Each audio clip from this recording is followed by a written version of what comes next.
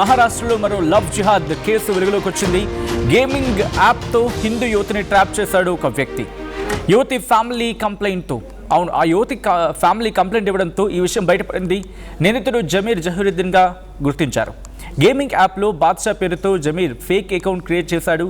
Hindu యువతుడిని target చేసుకున్నాడు జమీర్. హర్యానా యువతితో పరిచయం పెంచుకున్నాడు ఈ జమీర్. యువతి ఆమె ఫ్యామిలీ మధ్య ఇష్యూస్ ఉన్నాయి. ఆ ఇష్యూస్ని ఒక వెపన్గా వాడుకున్నాడు ఈ జమీర్.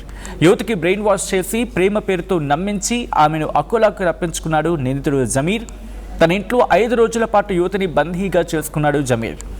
యువతి మిస్సింగ్పై ఖదాన్ పోలీసులను ఆశ్రయించడం జరిగింది. ఆమె సోదరుడు ఆశ్రయించిన తర్వాత కంప్లైంట్ నమోదైంది. జమీర్ ఇంటిపై దాడి చేసి యువతిని రక్షించారు పోలీసులు. నిందితుడు జమీర్ అరెస్ట్ అయ్యాడు.